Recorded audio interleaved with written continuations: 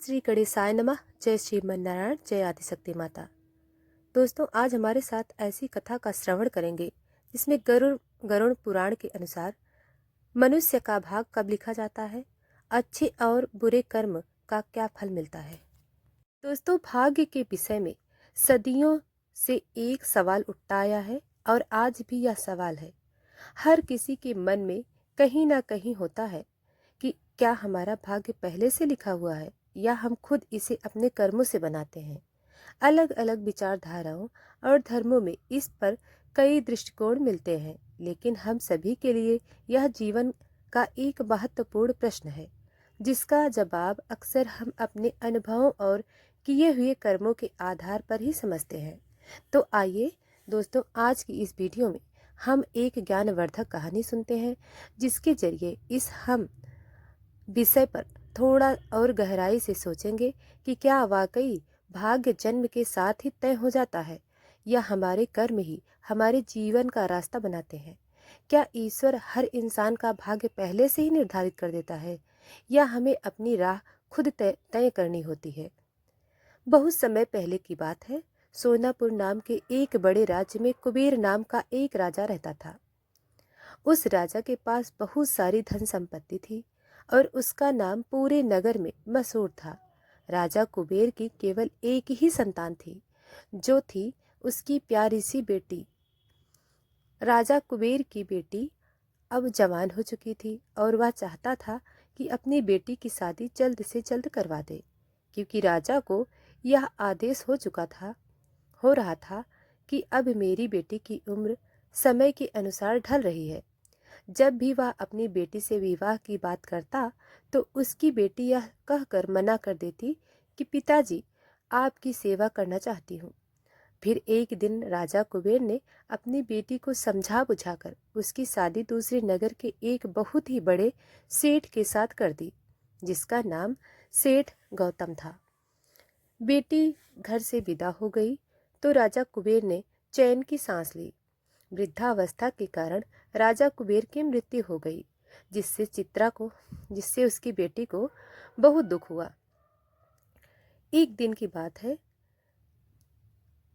चित्रा का पति, जो एक प्रतिष्ठित सेठ था, उससे बोला, मेरी प्यारी पत्नी, मैं अपने बिजनेस को दूर दूर के कई राज्यों तक फैलाना चाहता हूँ और इसके लिए मुझे लंबे सफर पर जाना होगा। तुम चिंता मत करना। मेरे पीछे मेरा छोटा भाई सुरेश तुम्हारा पूरा ध्यान रखेगा। सेठ गौतम अपने कारोबार को बढ़ाने के लिए दूसरे राज्यों के सफर में निकल पड़ा। उसके भाई सुरेश की नीयत बिल्कुल भी अच्छी नहीं थी। दरअसल उसकी नीयत अपनी भाभी चित्रा के प्रति ठीक नहीं था। बड़े भाई गौतम के जाने के बाद कुछ दिन तक तो अपनी भाभी को अच्छे से ध्यान रखा, लेकिन धीरे धीरे उसका व्यवहार और आचरण बदलने लगे। जब भी वह चित्रा को अकेले पाता तो कहता, अब बड़े भाई को भूल जाओ, वे अब लौटकर इस राज्य में नहीं आएंगे और अब तुम मेरी हो जाओ। चित्रा ने उसकी गंदी बातों को सुनकर उसे नौकरों से कहकर अपने देवर सुरेश का हवेली में आना जाना बंद करवा दिया। तब सुरेश ने इस अपमान का बदला लेने के लिए एक योजना बनाई। उसने चित्रा के घर में काम करने वाली एक दाई की सहायता से चित्रा की वह अंगूठी, जो उसे शादी के दिन उसके पति सेठ गौतम ने पहनाई थी, उस अंगूठी को चोरी करवा ली।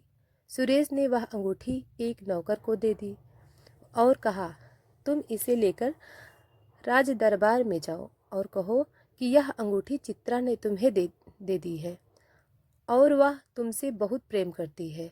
उस समय की परंपरा के अनुसार किसी महिला द्वारा अपनी शादी की अंगूठी किसी गैर मर्द को देना एक बहुत ही बुरी बात मानी जाती थी।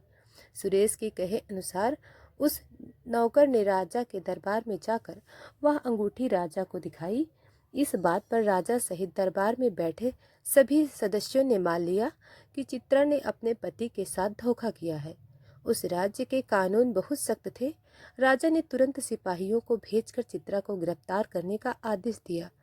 चित्रा ने अपनी बेगुनाही के लिए राजा से बहुत प्रार्थना की, पर किसी ने उसकी बात नहीं मानी। उसे उसी समय उस राज्य से निकाल देने का दंड दे दिया।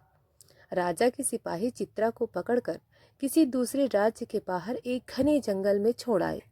अंधेरा काफी हो चुका था। चित्रा पूरे दिन भूखी प्यासी तड़प रही थी। वह जंगल में एक पेड़ के नीचे बैठ गई। बेचैनी और प्यास के कारण वह बेहोश हो गई। कुछ देर बाद एक डाकू घोड़े पर सवार होकर वहां से गुजर रहा था। उसकी नजर जब अचानक उस बेहोश चित्रा पर पड़ी तो उसने चित्रा को उठाकर अपने घोड़ों पर बिठा लिया और घोड़े को दौड़ाते हुए वह उसे अपने अड्डे पर ले आया। जब चित्रा को होश आया तो उसने डाकू से पूछा, मैं कहाँ पर हूँ और आप कौन हैं? डाकू ने कहा, सुनो लड़की, तुम अब बिल्कुल मत डरो, तुम यहाँ पर सुरक्षित हो। उस घर में डाकू के अलावा उसकी पत्नी और एक 5 साल का बेटा था। डाकू का एक नौकर भी था जो घर के सारे कामकाज और देखभाल किया करता था। डाकू की पत्नी ने पूछा, यह लड़की कौन है? डाकू ने जवाब दिया, यह बेचारी किस्मत की मारी और बेसहारा है। यह पास के जंगल में बेहोश पड़ी थी। मुझे इसे देखकर दया आ गई, इसलिए मैंने इसे यहाँ ले आया। चित्रा अब डाकू के घर पर रहने लगी और डाकू के परिवार से काफी घुल मिल गई। इसी दौरान डाकू का नौकर एक दिन चित्रा को अकेला पाकर कहने लगा, तुम डाकू के खजाने से कुछ सोने चांदी हीरे जवाहरात चुरा कर मुझे दे दो, इसमें तुम्हारा भी फायदा होगा और मेरा भी। लेकिन चित्रा ने इससे साफ इनकार कर दिया। गुस्से में आकर नौकर बोला, ए लड़की, मेरी बात न मानने की सजा तुम्हें जरूर मिलेगी। यह डाकू जो तुम्हें आज अपनी बहन मानता है, देखना एक दिन तुम्हारी जान का दुश्मन बन जाएगा। अब उस नौकर ने चित्रा से बदला लेने की योजना बना ली। एक रात जब डाकू घर पर नहीं था तो नौकर ने मौका पाकर डाकू के सोए हुए बेटे को चाकू से हत्या कर दी और खून से सना हुआ चाकू चुपचाप चित्रा के तकिए के नीचे रखकर चला गया। सुबह जब डाकू घर वापस आया तो उसने अपने बेटे को मरा हुआ पाया। यह देखकर डाकू की आंखें खुली की खुली रह गईं, मानो उसका कलेजा ही फट गया। उसकी पत्नी जोर जोर से चिल्लाने लगी। तभी वह नौकर भागता हुआ आया और कहने लगा, मालिक, आपके बेटे की ऐसी हालत किसने की? किस दुष्ट ने इस मासूम को मौत के घाट उतार दिया?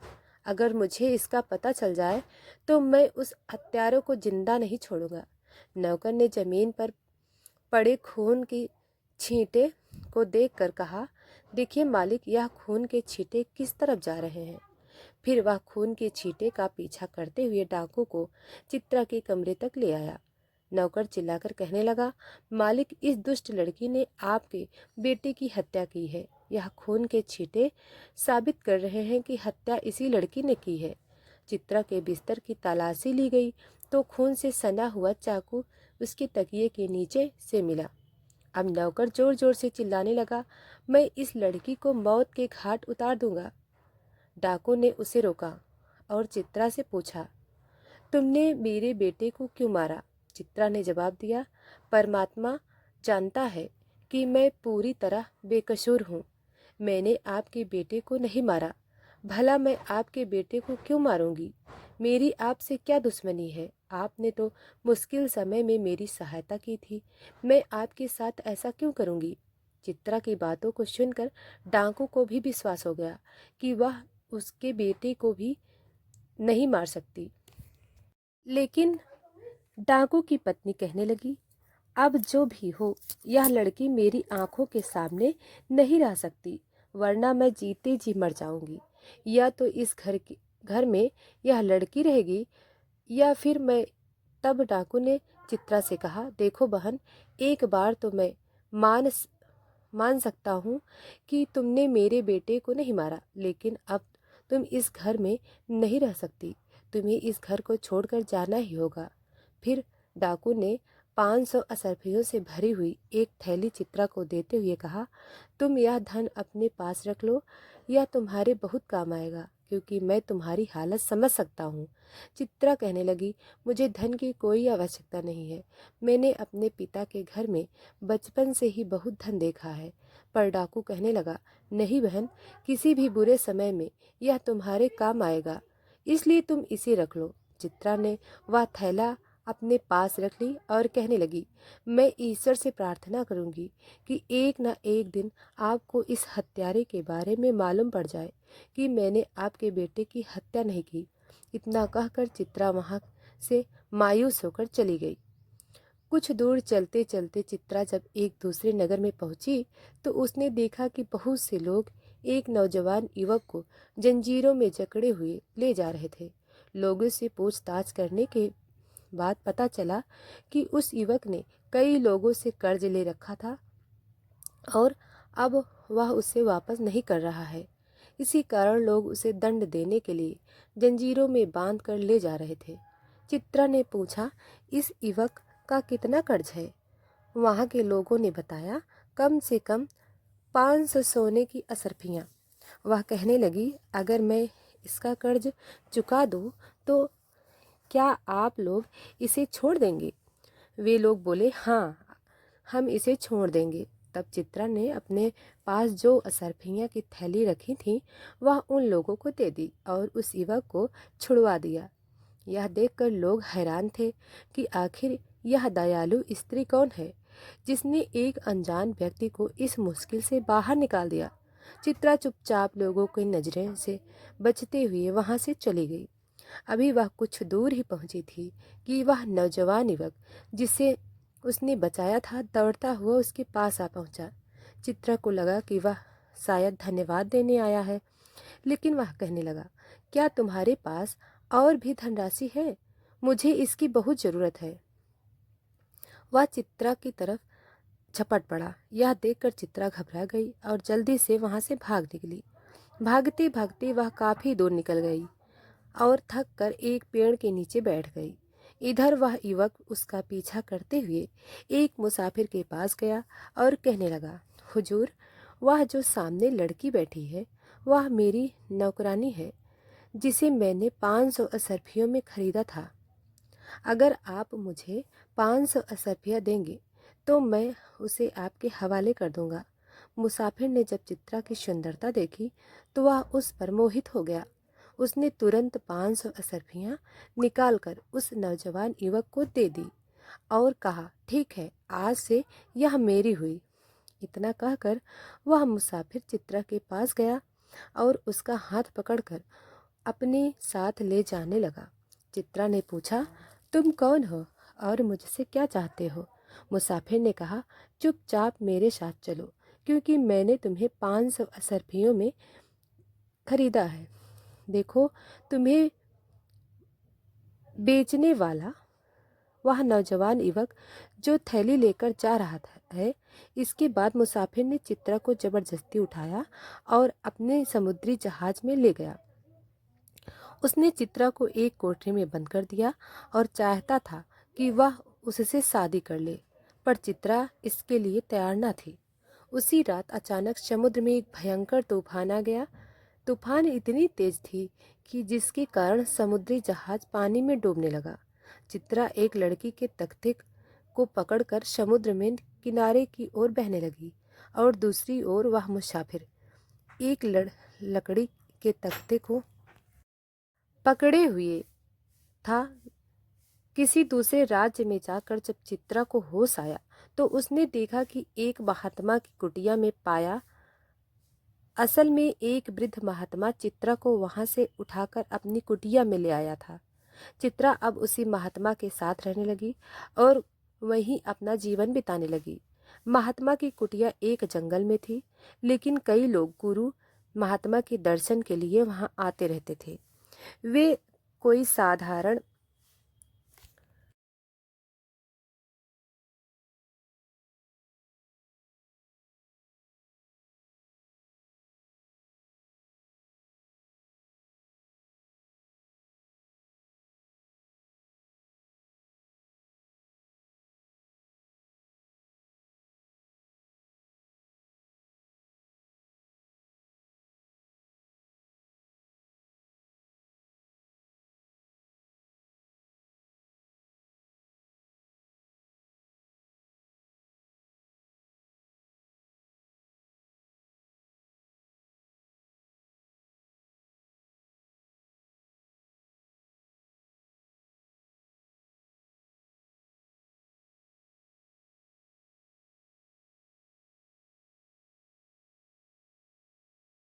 गुरु महात्मा नहीं थे, बल्कि एक अत्यंत अंतर्यामी महात्मा थे। उनके पास एक विशेष मटका था।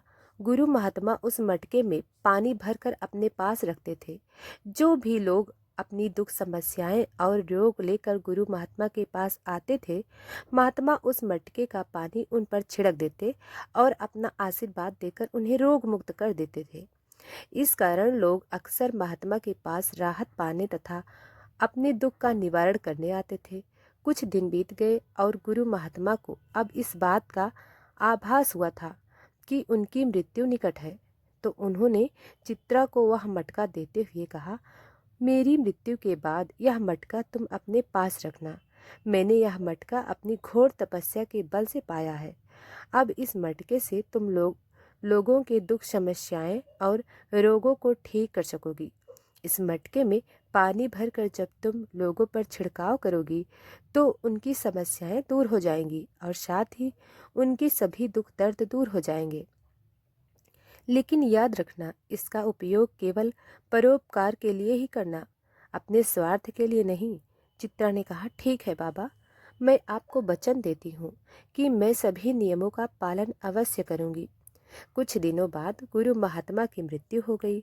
चित्रा ने वह मटका अपने पास रख लिया और महात्मा की कुटिया पर वह जंगल को छोड़कर आगे बढ़ चली। सफर तय करते हुए चित्रा अब एक ऐसे राज्य में जा पहुंची जहां पर सिर्फ स्त्रियों का ही राज था।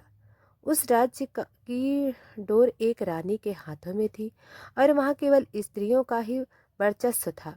किसी भी पुरुष का वहां आना नियम के विरुद्ध था। जब चित्रा उस राज्य में पहुंची तो उसकी दुख और तकलीफों को सुनकर वहां की स्त्रियों ने उसे वहां रहने की अनुमति दे दी। चित्रा अब वहीं एक छोटी सी कुटिया बनाकर रहने लगी और गुरु महात्मा के दिए हुए मटके से लोगों की मदद करने लगी। वह उस राज्य के लोगों के दुख दर्द और बीमारियों को दूर करने लगी। जब वहां की रानी को इस बारे में जानकारी मिली तो उसने चित्रा को अपने महल में बुलाया और कहा, बेटी, तुम्हारी ऐसी ईमानदारी व नेक दिल स्त्री के लिए इस महल में जगह है। तुम यहीं रहो और लोगों के दुख दर्द और उनकी बीमारियां दूर करो। चित्रा अब रानी के महल में रहने लगी। समय बीतने के साथ रानी की उम्र ढलने लगी। उसने चित्रा को अपना उत्तराधिकारी घोषित कर दिया और पूरे दरबार में घोषित की कि अपनी मृत्यु के बाद चित्रा को इस राज्य की नई रानी बनेगी। कुछ दिन बाद रानी का निधन हो गया और प्रजा की सहमति से चित्रा को राज्य की रानी बना दिया गया। अब चित्रा की ख्याति दूसरे राज्यों तक भी पहुंचने लगी कि वह लोगों के दुख दर्द और बीमारियों को दूर कर सकती है। अब आसपास के राज्यों में भी कई लोग चित्रा के पास अपनी बीमारियों का इलाज कराने के लिए आने लगे। बदले में वे उसे ढेरों आशीर्वाद और दुआएं देकर जाते। इस राज्य में अब अन्य राज्य से पुरुष आ सकते थे, लेकिन केवल अपना इलाज कराने के उद्देश्य से, और इलाज के बाद उन्हें वापस लौटना पड़ता था। एक दिन चित्रा को खबर मिली कि राज्य की सीमा एक सराय के 6 मुसाफिर आकर ठहरे हुए हैं। अगले दिन जब वह 6 मुसाफिर राजमहल में पहुंचे तब चित्रा ने अपने कक्ष की खिड़की से उन 6 राहगीरों को देखा। चित्रा ने उन 6 मुसाफिरों को पहचान लिया, इसलिए उसने यह निर्णय लिया कि जब वह उन 6 मुसाफिरों को इलाज के लिए बुलाएंगी तो वह अपना चेहरा नकाब से ढक कर रखेंगी। उन 6 मुसाफिरों को चित्रा के दरबार में प्रस्तुत किया गया। चित्रा ने अब की बार होशियारी से अपना चेहरा एक नकाब से ढक लिया और उन मुसाफिरों से उनकी तकलीफ के बारे में पूछा। उसने पहले 2 मुसाफिर आगे बढ़े, जिसमें से एक ने कहा, रानी साहिबा, मैं अपने छोटे भाई से बहुत प्यार करता हूँ। मैं उसका इलाज करवाने के लिए आया हूँ। मेरा छोटा भाई अंधा हो गया है। असल में मैं सेठ गौतम हूँ और जब मैं कारोबार के सिलसिले में दूसरे राज्य की यात्रा पर गया था तो मैंने अपनी पत्नी की देखभाल का जिम्मा अपने छोटे भाई को सौंपा था, लेकिन मैं नहीं जानता था कि मेरी पत्नी बेवफा निकलेगी और मुझे छोड़कर चली जाएगी। इसी गम में मेरा भाई अपनी भाभी को याद करके रोता रहता है और वह रो रो कर अंधा हो गया। चित्रा ने सेठ गौतम की बात सुनकर समझ गई कि यह आदमी कोई और नहीं बल्कि मेरा पति है और यह अंधा युवक वही सुरेश है। चित्रा ने पूछा, सेठ जी, क्या तुम्हें इस बात का पूरा विश्वास है कि तुम्हारी पत्नी ने तुम्हारे साथ कोई धोखा दिया है?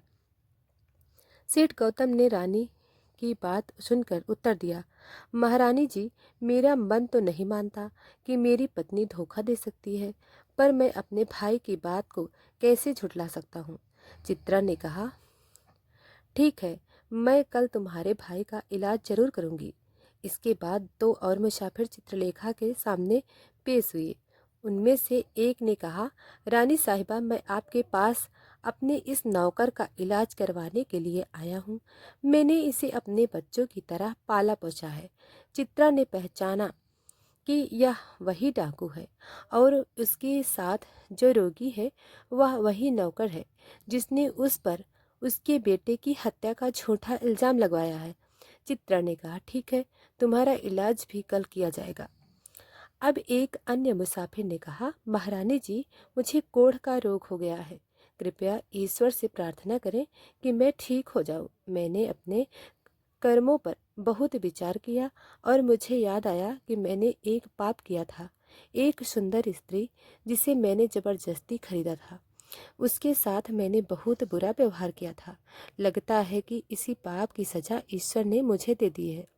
तब वहां उपस्थित अंतिम मुसाफिर ने कहा, रानी साहिबा, एक नेक दिल और शरीफ स्त्री को जिसने मेरी जान बचाई उसे नौकरानी बताकर मैंने ही तुम्हें बेचा था। मेरा अपराध तो तुमसे भी कई गुना बड़ा है। शायद इसी पाप की सजा है कि मेरे दोनों हाथ अब अपाहिज हो चुके हैं। चित्रा समझ गई कि यह वही बदमाश है जिसने से कर्ज लिया था और भागने की कोशिश कर रहा था, जिसकी जान मैंने बचाई थी, और उसके साथ खड़ा वही मुसाफिर है जिसके जहाज पर वह बंधक बनी थी। मुसाफिर की सारी बातें सुनने के बाद चित्रा ने कहा, आज तुम सभी लोग वापस जाओ और आराम करो। कल इसी समय राजमहल में पुनः वापस आना। चित्रा ने देखा कि दो मुसाफिरों ने अपने गुनाह कबूल कर ली, लेकिन अगर यह अंधा और कोढ़ी अपनी सच्चाई बता दे तो मैं इन्हें भी रोग मुक्त कर दूं। लेकिन अगर यह दोनों झूठ बोलते हैं तो उन्हें सजा दी जाएगी। दरअसल मैं तुम सभी को अच्छे से पहचानती हूँ। जिन लोगों ने सब कुछ सच सच बता दिया है उनके लिए मैं आज ही ईश्वर से प्रार्थना करूँगी। इसके बाद सभी मुसाफिर अपने राज्य में लौट गए। जिन्होंने सच बोला था वे तो प्रसन्न थे और उन्हें पूरा विश्वास था कि वे ठीक हो जाएंगे, मगर अंधा और कोढ़ी दोनों अभी भी घमंड में थे। ऐसा महसूस कर रहे थे कि वे अंगारों पर चल रहे हैं। सच बात तो यह थी कि वे दोनों एक दुविधा में फंस गए थे कि यदि सच सच बात बताएंगे तो उनकी पोल खुल जाएगी और झूठ बोलेंगे तो उन्हें रानी सजा देंगी। दूसरे दिन जब वे राजमहल में पहुंचे तो सबसे पहले अंधे ने आगे बढ़कर अपना अपराध स्वीकार करते हुए कहा, रानी साहिबा, मेरे भाई की पत्नी यानी मेरी भाभी पूरी तरह बेगुनाह थी। वे सीता माता की तरह एकदम पवित्र स्त्री थी, लेकिन मैंने ही साजिश करके अपनी भाभी को फंसाया था। फिर सुरेश ने सारी बात सच सच बता दी। अभी उसकी बात खत्म नहीं हुई थी कि उसका भाई आग बबूला होकर उस पर हमला करने को दौड़ा और कहने लगा, रानी साहिबा, मैं तो कहता हूँ कि इस अंधे को ठीक करने के बजाय इसके हाथ पैर भी कटवा दिया जाए, ताकि यह किसी स्त्री पर गलत इल्ज़ाम न लगा सके।